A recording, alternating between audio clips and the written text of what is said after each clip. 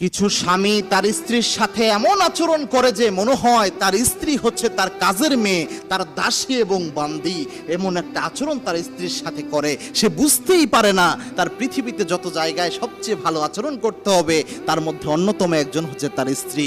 তার স্ত্রী যে আল্লাহ রাব্বুল আলামিনের আদেশ অনুযায়ী ওয়া আশিরুহুন্না বিল মারুফ, আল্লাহ যে কোরআনের আয়াত নাজিল করেছেন যে তোমার স্ত্রীর সাথে সর্বশ্রেষ্ঠ আচরণ তুমি ব্যবহার তুমি তোমার স্ত্রীকে প্রদান করো।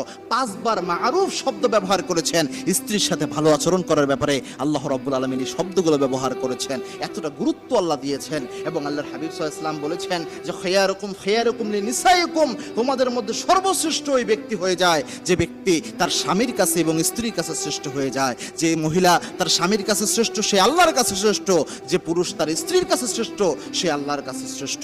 সুতরাং আমাদের উচিত হচ্ছে কাউকে দাসী বান্দি মনে না করা।